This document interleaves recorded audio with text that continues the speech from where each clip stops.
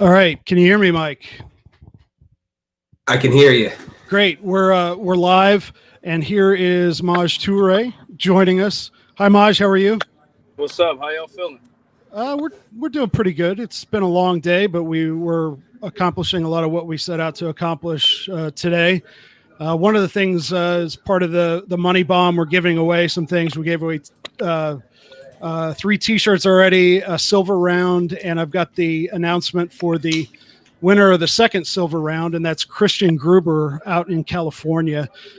So he will get that in the mail here in the next several days, maybe longer, given the whatever's going on with the post office. But in the meantime, if you want to be registered to win a silver round, or of course the AR-15 that we're giving away at the end of the 9 o'clock hour, to become a recurring monthly donor to Mises PAC automatically enters you into that drawing, and it's lpmisescaucus.com/donate. Mike, I'm going to hand it off to you and take care of a couple things around the house. I'll be back here in a little while, and you and Maj can talk, and I'm sure. You got it. All right, great. Let's go to it. Cool.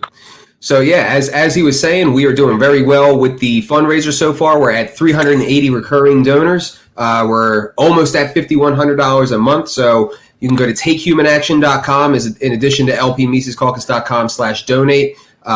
Put in for $5 there, and you'll be in the running for the silver. You'll be in the running for the AR. And after we get done talking to Maj here, we're gonna have an update video from Constantine over at HD Defense demoing the rifle. So that'll be cool. But till then, how's it going, Maj? You're on tour right now, right? Yeah, it's wonderful. I've been traveling around this beautiful country, mask free, violating all of these unconstitutional ordinances and statutes, living life. You know what I'm saying? So how has that been? Have you gotten a lot of Karens coming after you for the no mask thing? I've got to say, I've been shocked at the lack of conflict I've had with not wearing a mask anywhere. Yeah, I think the general public at this point, in the beginning, I think people were a little nervous, and rightfully so. It was presented like it was the harbinger of death, and right now, I think people are like not afraid because they see the data. You get what I'm saying? So what's it like traveling in the middle of all of this? Is it easy? Are people coming out? Like, what's the reception to the tour? My classes are full. Like, we had to add an extra day in Boston. The people see that this is not as they see the lie. That, in the beginning, and I get it, because I went to my bunker the first few days and was like, maybe I need to, this might be the zombie apocalypse. Let me get a rocket launcher. You know what I'm saying? But then you sit back and you watch and you go like, okay, and now the general public is seeing it's just too much contradictory information. It's like saying that I got to wear a mask to walk into a restaurant. Then when I sit down, I'm breathing the same air, breathing out the same CO2, like everyone in that building is. But somehow magically, if I sit down to eat food, I'm not. If I'm infected or I could be infected, somehow it magically does it. So people are seeing a contradiction. So they kind of falling back off. I haven't really had any Karens. I think a lot of places I go, people know that I'm armed, so they know better than to try some of that silly shit that they may try with other people. But generally, I mean, I think the general public, most Americans are kind of like seeing this pump fake for what it is. And, they're just ready to get back to being hardworking, freedom-loving, liberty-minded folks. And the government has done more work for the liberty movement, pushing this overreach via COVID than we could have ever imagined, because they're showing people how useless government is. So, the traveling has been cool. The airlines have been kind of corny. They're, they got their bailout money, so they living high on the hog right now. They're not respecting Americans' rights as much. But we just got an RV, so we're not going to be affected by that pretty soon either. Hell yeah! I'll have to take a trip out with you on that thing sometime, man. This sounds great. It's plush too.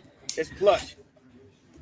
So you're saying the response is good, because I mean, you were saying the government has done more for the movement than we could have done, because I mean, you look at the statistics, people are buying up guns, getting armed. I assume getting their carry permits at huge rates. I've even seen that the urban community is especially getting armed.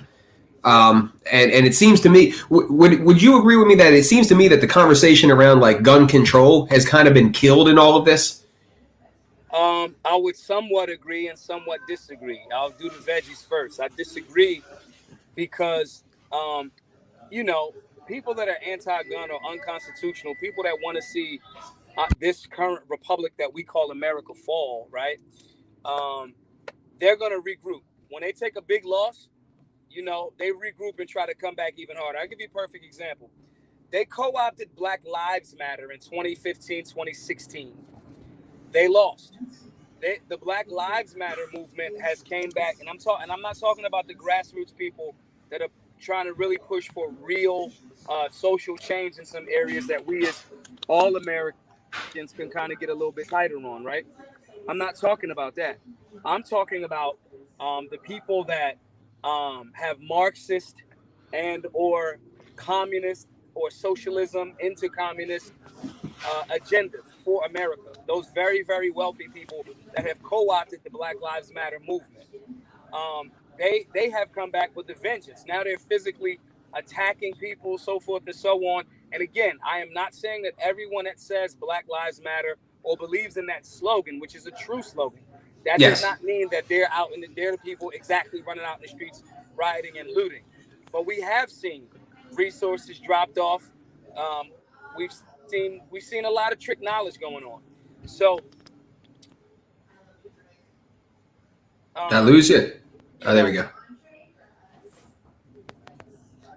The overall is we have some genuine reason for the resurgence in the future of anti-gunners because they're taking losses. The government has shown their hand, and the people went to what they really knew to be true. I cannot rely on the government. I want as much limited government as possible. And the government made themselves limited. In certain cities, they literally left. The police left. They said, we're not going to come here to help you, and that's fine. Please stop helping. So I think that a lot of the people that went to what they knew to be accurate, I need to have the means to defend my life. And I think that the anti-gunners may get quiet for a little bit, but I don't think that they're going to stop. I don't think they're going to stop until it's absolutely too late. So right now what's happening is we're in the process of it being too late because more and more, especially in the Black community, more and more people are in essence arming themselves. Black people are now the largest amount of new gun purchasers in America and possibly the world. A pat on the back for Maj and Black Guns Matter for a lot of the work that we've done in that regard. And we told everybody, that these types of things were going to come. No different than I told everybody this COVID thing is overblown. Everybody got mad at me. I told everybody we were going to make guns pop culture. You got Kevin Hart shooting with Tehran Tactical. You got it's everything we saying we was going to do. We did it, and we didn't do it kissing ass. We didn't do it, selling out the people. We did it from a place of liberty. We did it from a place of me being very clear that I'm a libertarian, me being very clear and being objective, not towing any party line. And that party line could also be, some people in the libertarian party think that you're supposed to kowtow to every particular donor or every new upcoming get them lines. And we stood firm for liberty. And like I said, what was going to happen is what's happening. You're seeing urban America becoming more involved in the liberty movement. You're seeing anybody that's buying guns at that rapid pace, if they're not already in the direction of the liberty movement, they're in it. And so this is a great opportunity for us as libertarians to seize this moment of culture. And the government has given us the alley-oop. They're trash at everything. They've tried to restrict the people, and in turn, by restricting people more, push more people onto the libertarian side of things. So I couldn't dare complain. I want to say thank you to the United States government showcasing how trash they are and helping do some of the heavy lifting for us. Yeah, I mean, like you said, they left in Portland or Seattle, and that's not uncommon. You know what I mean? Like I've seen plenty of cases where a couple cops get plugged or certain types of crime go up, and then all of a sudden they're saying, well, we're not going to respond to auto theft anymore. We're not going to respond to burglary anymore. And it's like, you're not going to respond if somebody breaks into my house and robs me? Like, what the fuck? So and I think the natural response to that is, of course, to get armed. What else can anybody do? I'm glad that they're not coming. I don't call the police. The only time that I will call the police is to fill out a report after I've defended life. I would call 911. Right. But that's my point is people, I think, are seeing that now. They're feeling that in a very real way because you got all the rioting and stuff and it's concentrated in the cities. Right. And the reality is, that's a racket to say, well, something didn't go the way that we wanted it to go. I'm not going to do the job that is in the job description. And that's some nan and a nan attack, like having a temper tantrum type thing. You signed up to be a oath keeper of the Constitution. A lot of the things that you're doing are supporting unconstitutional laws and statutes and mandates anyway. So cool. The people will defend themselves. And even outside, and not to knock, the individual cops or officers that want to do the right thing, the men and women that are just there to, prosecute or chase guys or catch guys that create crimes with actual victims, like robberies, rapes, and homicides, right?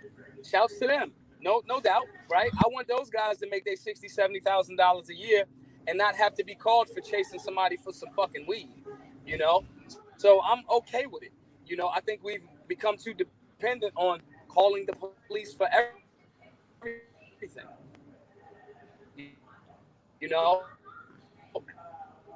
Handle some of your own shit yourself. Don't get into scenarios where, or try to negotiate into scenarios that are productive as opposed to arguing over about somebody stepped on my shoe and that was the shit. So we have to be more responsible. That's actually better than policing. It's prevention. So if they dip out, I'm not really tripping. See, I'm never really worried about that. I'm concerned about the people that I'm alpha. So ain't nobody going to do anything to me or my people. That's not going to happen. I'm concerned about the people that don't take the same aggressive line of thought in regards to defending life. You guys and women need the police because I have friends that eat your face off and just come rob you, And so if I'm in support of people that want to protect other people that feel like they can't protect themselves.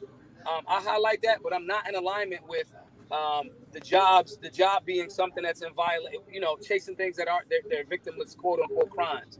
And so again, government, local, state, and federal has showcased itself to be not as, snazzy as they have tried to convince people to be, and people are waking up to it.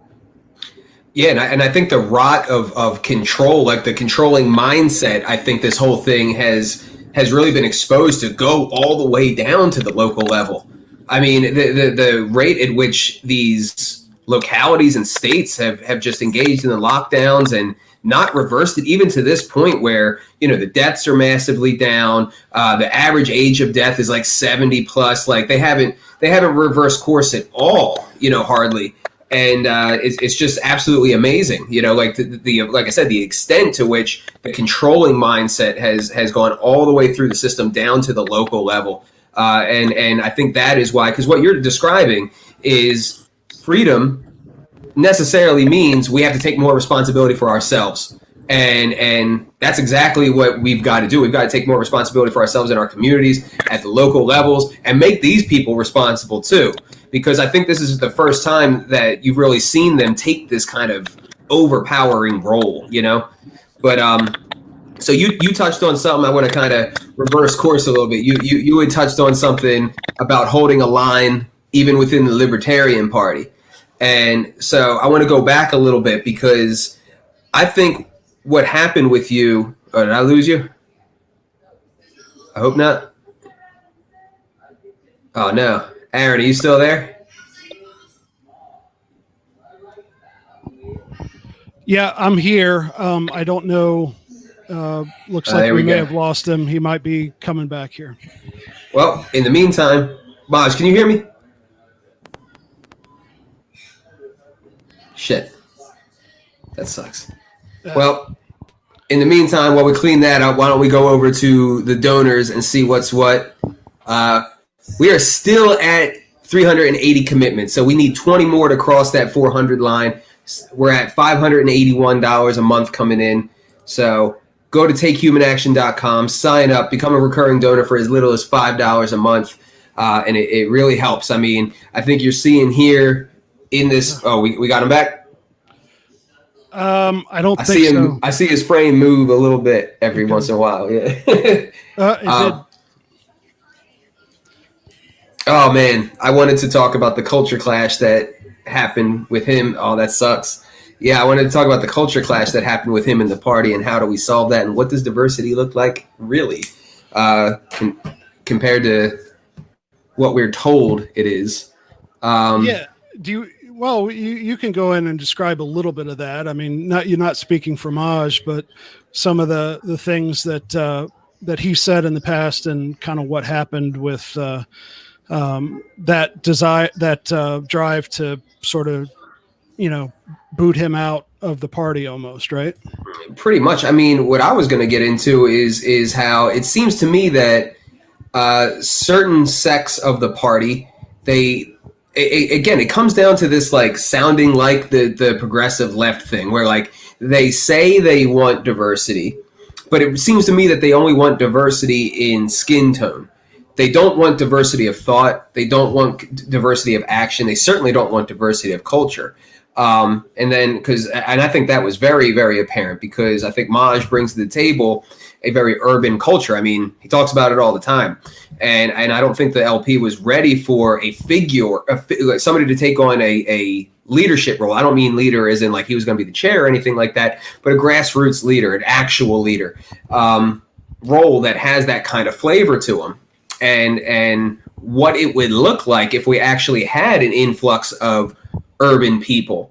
And it seemed to me that the party just wasn't ready for that. And I think that really sucks, because I think we've done a terrible job of outreaching to these demographics. And I think it can be done. And I think Maj has made it very, very clear that he understands and wants to play that role of somebody, or as the way he words it, be an emissary.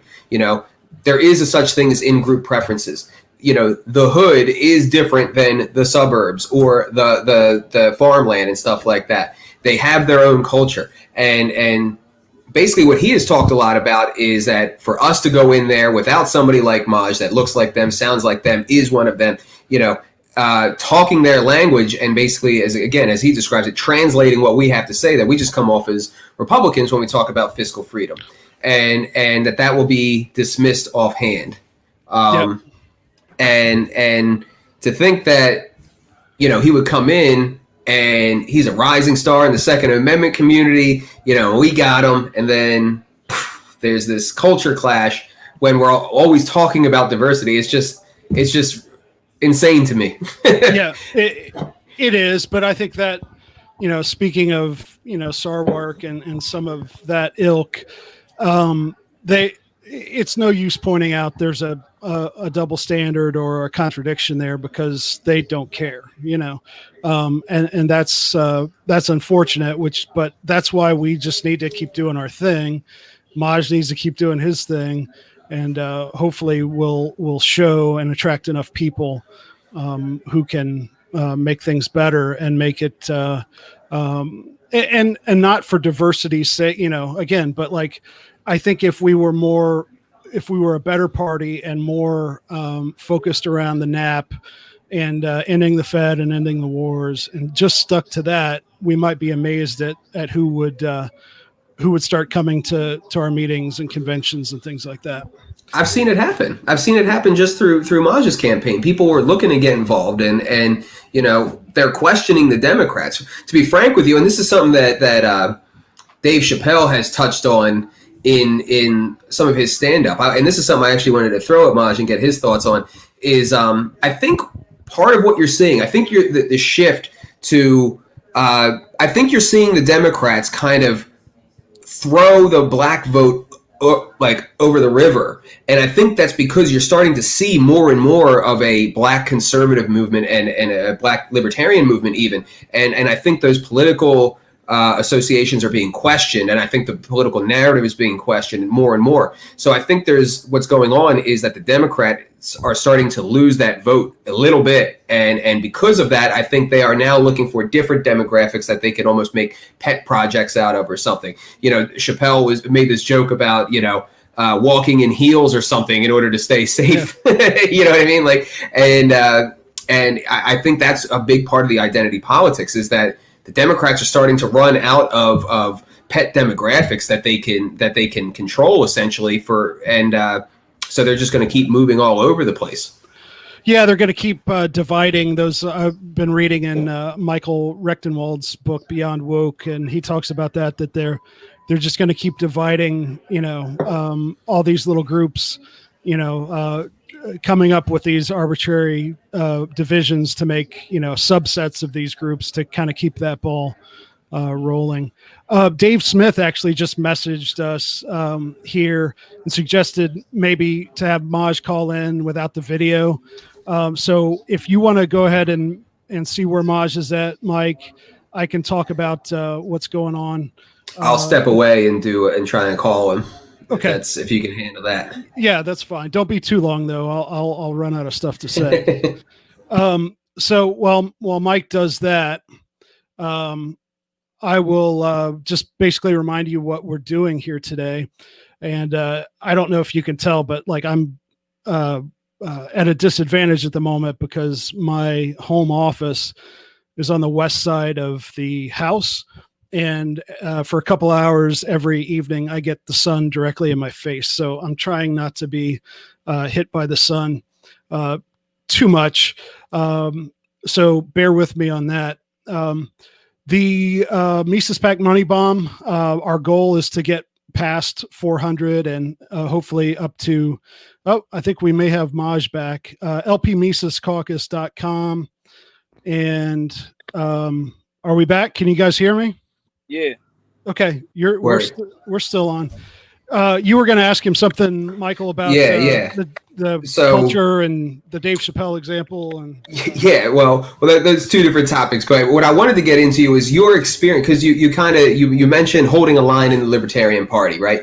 Yeah. And to me, I kind of want to get your thoughts on what happened there, what, in your view, the culture of the party is, what the problem there is, and how do we fix that? Because it seems to me that what happened was when you came in the party and you have the platform that you have, you became automatically a leader. And I don't necessarily mean like the chair or, LNC at large, but like an actual grassroots legitimate leader. And that in the course of that happening, there was a culture clash that kind of threatened the establishment of the party, let's say. Yes, there's establishments even in third parties, and they are vicious. So what was your experience of that, and how could we fix that? And we can talk about the Urban Liberty Alliance that we were talking about, but yeah, what was your experience there and your thoughts on that? The first thing was people got a few people. First, generally the culture of the libertarian movement, and a lot of the Mises guys and women in general, more specifically, is one of obviously inclusion, liberty, one of freedom. Generally, I think that what happens is egos get involved, and if people meet me in real life, I'm like really super, down to earth, and I'm engaging, and I'm easy to talk to, and all that other good stuff. I think that people believe the hype of me, and they may be moved by it, and they feel like they need to, show their position, so forth and so on. And having someone like that in the position of leadership, some people will tend to follow in alignment with that. And that's not actually the best leadership. That's actually more of an insecure thing. I can be around billionaires and not feel insecure. If you are an insecure person and you are a billionaire, and I'm confident, you may feel insecure around me. So I think what was happening there was some people got a little bit, struck about it, nervous, so forth and so on, and it reflected it. I think also, there was some form of a little bit of, if you can't be used, you're useless. And I think that some people wanted to use, obviously it makes sense to use my following to generate more people into the, the party and the movement. But I also think that what happened was that whole libertarian purity contest type of thing, and I don't really care about that. I think that the principles of the party everybody can get behind the non-aggression principle, which does not mean you got to be a marshmallow. It means I'm not going to initiate any acts of aggression towards any sentient beings. Simple and plain. I still have the right to defend myself. So I that line aggressive, or I should say more uh, direct, not passive aggressive, but more direct energy that we bring in. I'm from Philly, North Philly, to be very specific. And so what happened was, that might have been the culture shock for some of the people in then put positions of leadership. They're not there anymore. So, I think the general public, I think the party now is more open to that, i.e., the urban libertarian caucus and things of that nature to expand so people can have those subcultures within the culture of liberty, because we are tribal in a sense, right? Humans. But kicking it with your tribe doesn't mean that you necessarily disrespect or disagree with everything from other tribes, especially when you all under the same umbrella. And so I think that's kind of like what happened. I think people got a little bit threatened. Like I wanted a spot. I don't want a spot. I make the spot wherever I'm at, And so, but now that there's some genuine, I believe that some genuine overstanding has happened. I think that my position is much more valid and valuable, bringing more people into the party, and not necessarily like maybe holding a position per se, but just bringing the culture of libertarian ideology and thought to my demographic that, to be perfectly honest, the Libertarian Party has struggled with, And so that's what my in essence, that's what my lane is. That's what my skill set is. It's no different than what we've done in the gun community. It was overwhelmingly white. And again, over the last few years, as of last month, the Black community is the largest purchasing group of new firearms in the country, potentially the world. We had something to do with that. Even more than Saudi Arabia. Right. and so if we can do that for, gun ownership in America, we can do the same thing for the liberty movement and bring that into the demographic. So that's really the overall goal. And I don't think anyone can really beat me in that at being me and translating ideas and bringing them to hoods across America. I've shown success in that, and I would love to continue to show that success for the liberty movement. Yeah, I mean, what I was saying when you were out there for a second is that it seems to me that you almost got you got this like progressive strain of what diversity even means within the party. And it seemed to me that what the party talks about with diversity is very, very shallow, and like they want diversity of skin color, but it's a little bit different once you start to have diversity of culture, diversity of thought, diversity of action, diversity of speech. And I think that's what we saw. And some people were uncomfortable with other people's cultures or way of talking or upbringing, let's say, and that kind of thing. And they wanted to tone it down. So how do you think we bridge that gap? And I guess we know the answer. It's the Urban Liberty Alliance or Caucus. And so let's talk about that and what that looks like, because this kind of gets into what I think the function of the caucuses are generally. Right. I think that in essence, talking about culture, we all, for the most part, if you've been exposed to any type of libertarian ideals, you are going to gravitate towards it. You're gonna it resonates. You may not, let's say, you may not be against ending, drug, the war on drugs right now, but you'll see some sort of logic in, hey, maybe we shouldn't lock up everybody for at least weed, right? So you'll start to progress in that direction. And you still have a subculture, meaning urban culture, which has its own thing. Philly is like its own planet, in essence, right? So with that being the case, that urban liberty movement or that urban libertarian caucus or alliance is just a bunch of people that might be from hoods across America that understand the subculture of urban culture, but is still libertarians, right? Oh, the Libertarian Party, not necessarily libertarians across the country, but the Libertarian Party is still pretty much overwhelmingly white or suburban, right? Or rural, let's say it that way. And don't quote me too hard on the specific numbers, but why not have a subculture of people from urban demographics that speak the language, and that tribe can kick it with each other, as well as the overall liberty movement, you know? So for Exactly. example, we got guys like Thomas Massey, who's clearly a libertarian, clearly. But okay, he's technically a Republican. But dude lives off the grid. He grows his own cattle. He mechanical engineer from like the sticks of like Kentucky. He may not know as much about cheesesteaks on Erie Avenue as I do. He may not know as much about the poppy store as I do, or other people. There's certain cultural differences that we can still align with our particular specific tribe as well as the bigger tribe. So that's all the urban Liberty Caucus is, is all about. It's just reaching out to people from those urban demographics and showing like, yo, you can be from the hood and still be a libertarian. You don't got to be from the hood or urban America and only go Democrat. You don't got to be, the sellout dude that has more quote unquote right leaning principles and you got to go super duper like pro Trump or pro whatever.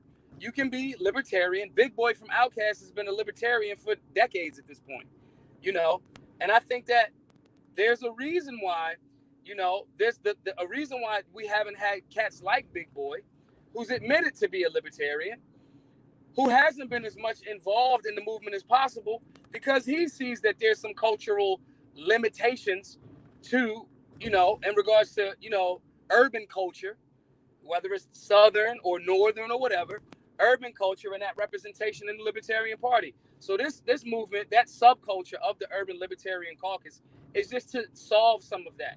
People know that they got a good landing spot when they come into libertarian ideology, before they go full ANCAP or full, whatever. You know what I mean? They can ease, the Libertarian Party has a great gradation of going from lowercase L up the pyramid, so forth and so on. And we just want to add to that bigger culture by, making ourselves available to people from the urban culture. And it creates a space that's conducive to that growth. You know what I mean? That's the big thing. So like with us, with the Mises Caucus, we had a culture within the party for a while that was skewing left, and the former chair, who I don't even remember who that is, he purposely said that it was his mission to make the party go left and go after Bernie Bros and all this kind of thing, and fundamentally shift the culture, which became more and more hostile to people who are a little bit more personally conservative but still libertarian, or more Austrian, or more, they were Ron Paul or even Rand Paul libertarians.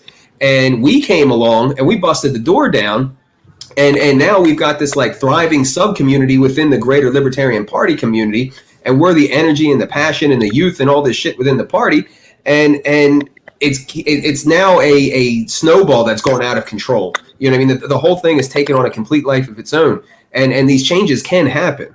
So I think if you were to take up the lead, I'm going to put you on the spot here. So I think if you were to take up the lead and kind of promote that coalition, promote that caucus idea, and bring other leaders in. So here's what I want you to do. Like I said, I'm putting you on the spot. I want you to get Antonia in here. I want you to get Hotep in here. It's going to be tough, but I want us to get Eric in here. You know what I mean? Like, I think those people that you named would do it under the. Obviously, they are in alignment, especially Eric. Like everybody knows, Eric is a libertarian. I think not even think. I'm willing to bet that they'd be in alignment with this type of concept, especially with the leadership change. And and I have a bit of reservations for the new chair. And that's my bias. You know what I'm saying? That's my bias. I have my reservations, but if we fill it up with people that the people are the power. So I think they absolutely would get behind something like a urban, a culturally relevant, urban culturally relevant wing per se, for lack of a better term, of the Libertarian Party. I think that a lot of people, not even just the names that you named, but more specifically, absolutely, I think they'd be on board. And then, because even people, I got a lot of friends that's still Republican.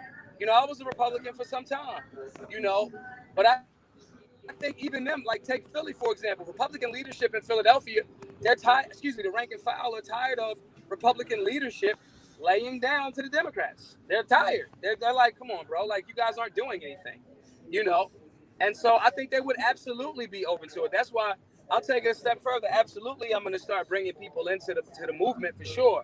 But also, I think that it's very important in my city that we need to get 50,000 registered people to register as libertarian in Philadelphia. And we can get 25,000 registered Republicans and 25,000 registered Democrats. We create a base, and we have a base of people, and we can run candidates. The reason why I got beat up in my race outside of the voter fraud, the machines, outside of that, right? It's also because we did not have an infrastructure of libertarian voters. A big chunk of the people that voted for me in my local race, they voted for me, and they were first-time voters. So now that seat, usually if you get 35 to 40,000 votes, you win. So why not use that energy, the same of going out and talking about libertarian principles, or even some more conservative people that have somewhat conservative values. Get them on board from Philadelphia, and then create the base. Create 50 or 60 or 100,000 registered libertarians, run our candidate, and then have that person take these seats, and we start pushing for liberty. You say 50,000. You say 50,000. I'm telling you, it can start with 15. And the reason I say just 15, not even 15,000, it can start with 15. If you get 15 people from that demographic to start showing up to the Philadelphia meeting and create that base, because 15 people would be, I think, more people than show up now. And that's my point, is if 15 people from that demographic show up to the Libertarian Party of Philly meetings and start to become active and proactive, then I think that's going to be the thing that starts that snowball effect. Because then it's representative of the demographic. It absolutely will. And I 100% agree with you. I meant more to creating the voter base, right? Oh, yeah. So if we got those 15 people coming to the meetings and, influencing policy and saying, hey, guys, let's work on this. Let's hit these areas. Let's not hit these areas. People on the right and left, quote unquote, say it a better way, Republicans and Democrats in Philadelphia more specifically are tired of repeating and hearing the same thing. We're tired. They're tired of it. Y'all hear it. Y'all see how much of the country is skewing independent right now. Independent. Because they like, yeah, we tired of it. And if they're more well versed in, what's actually going on in the White House right now, if they have any type of libertarian ideology in them, they're tired of the warmongering. They're tired of it. You know what I'm saying? And they may lack the languaging to translate it, but that's our job. So if we get 15 people to come to those Philadelphia chapter meetings and then make that goal to, we're going to get 50,000 registered libertarians in the city of Philadelphia, then we're going to run our candidate for a small office or even a mayor. You get 50,000 people on board and run a libertarian candidate for mayor in the next three and a half years or something like that, you'd get a drastically different turnout. I think the other thing, the mistake that I made in my campaign was, and I learned a lot, right? However, I think that the higher you go as a libertarian, I went for a very at-large seat, which is a small seat. If you go bigger, you actually might have more of a chance of winning. If I run for a mayoral election that's not clouded with all of these different things and rules, I think more people in Philadelphia would have liked to see somebody like me as the mayor because they identify with what that seat is, as opposed to we don't even know what a councilman the fuck is. We don't even know what is, and then at large, what does that mean? So there's a few things, but if we generate 50,000 to 100,000 of our base in Philadelphia, we win. We win. And I think that's the important thing for me to do. After I will be stepping down from public life in regards to Black Guns Matter. January the 1st of 2022. I got about a year and a half left. I'm going to get some land. I'm gonna still be active on certain levels, but I'm gonna kind of like try to find somewhere to shoot my own guns and grow my own food and those types of things. However, it's a reality that we can put energy towards galvanizing 50,000 people in Philadelphia by just talking to them, by just showing them what these libertarian principles are. The hood is in alignment with it. They are. We just have to expand on that and get them to switch their party And then now we playing that game. Okay, we put our principles of our party and our people up against and the policies that we create. We put that up against the R's and the D's, and we see who come out on top. Right now, we just haven't created that infrastructure, and I'm 100% on board for that, especially after stepping back off of Black Guns Matter a little bit. Hell yeah! All right, man. Well, we're running out of time for this stream. We got a little video that we got to play here from our buddy Constantine over at HD Defense, where we bought the rifle that we're giving away. So, is there any parting words that you got before we head to that video? Nah, man. And just everybody go support the work. GoFundMe.com/Black Guns Matter. We still on this tour. We educating the people about their human rights, their natural rights, their ability to defend themselves, conflict resolution, political education, all of that. Please, if you agree with some of the things, we are in these urban areas doing this work. Please make a donation. GoFundMe.com/Black Guns Matter. And whatever city you're listening to this in, I need you to get somebody in your city to change their voters registration on the local level from Republican or Democrat or independent or not known to a libertarian. That's your homework assignment. And that's all I got to say about that. Make sure that y'all are donating to the Mises Caucus. You should be a recurring donor. That is very, very important. Ludwig would want it that way.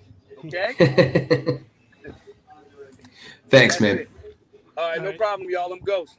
Okay, see you, man. Peace. All right, peace. All right, we'll get that video up in 1 second. Hey, Mises Caucus. We're going hot.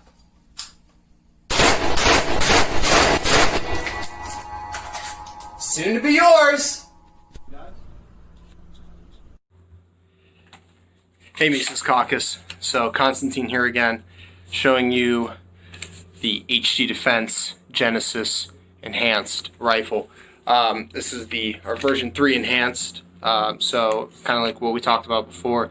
So you've got your pop-up sights. These are MFT sights. These are kind of neat. MFT sights, they are backup sights that you see here. So to deploy them, you just pull back, which is nice because it keeps the actual optical portion of the sight, the rear aperture, and the front sight post are actually protected by a little cover. That's kind of a little neat trick that we added. You have your Magpul 6-position MOE stock, Magpul MOE plus grip. I love this grip. It feels awesome. You have nitride coated bolt, Magpul MOE vertical front grip, our hybrid handguard, one of my favorite features. It just feels awesome. You have Picatinny rails around here at the muzzle. You've got some more at the breech, and then you've got M-LOK sections here at your 45 degrees here, and at your 3, 6, and 9 o'clock orientations. You can mount grips, lights, flashlights, lasers, what have you. The M16, it does have what's called a last round bolt hold open. So on the last round, when you're finished shooting, bolt will lock back, you slap in your next mag, and you keep on going. These are forged charging handles. They're very strong. Our end plates are staked, and these are forged upper and lower receivers. So there's the real quick rundown, and we'll let you keep going with all the other content. Happy birthday, Ron Paul, and what an exciting day for the Mises Caucus and you. Thanks, guys. All right, thanks to Constantine for that. He's you can if Emily wins that, I don't know if I'm going to be able to give it back. Yeah, well, I might as well tell people how I'm doing it. Basically, I'm getting the database of everybody who's entered, putting it into a spreadsheet, and then each line is numbered, and then I'm just doing a random number generator to give me a number between 1 and whatever. So and I'm not doing it 3 times until I get someone I like. I'm just whoever wins wins. And if somebody on the board or something like that wins, I think we may roll again. Yeah. We'll roll again if me or Mike or Luke or one of those guys comes up. But just about everybody, 99.9% of the rest of the people on the list are eligible. Also, we're giving away Mises Institute silver rounds. We've given away a couple already to Austin Walter in Indiana and Christian Gruber in California. We have our winner for this hour is Nathan Peer from Texas. Oh, nice. So we got a Texas winner, and Kentucky, Indiana, California so far today for the shirts and the silver rounds. lpmisescaucus.com/donate is how you get registered. Every hour after the top of the hour, I'm refreshing the list from which I will pick the winners. So there's still time to do that. We want to get as many people as we can in today. What else do we need to tell people before we say goodbye? And that's about it, man. I mean, we got 9 minutes until the next one. So we got Dave Smith on the other side. TakeHumanAction.com. You saw the yeeter. You want the yeeter. You saw the silver. You want the silver. And you see the work that we're doing. I mean, we're doing grassroots work on issues. We're working on the psilocybin and the psychedelics. You see that we're working on Second Amendment stuff. Really like the idea of working on something at state level, gold and silver. Gold legalization stuff that Bolden was talking about. We're partnered with Bolden. I mean, we've got a good thing going on here. So help us out. Help us help these candidates. Help us help these causes. So we got, like I said, go ahead. Well, another way you can help us is by liking and sharing the videos on Facebook, Twitter, YouTube, wherever you're watching it. Share it with your friends and just get a little more buzz going. And I'll announce the next thing on the other side with Dave. Okay. There is one other little announcement that I want to make, but I'll announce that on the other side. Great. We'll be back in 8 or 10 minutes or so with the great Dave Smith.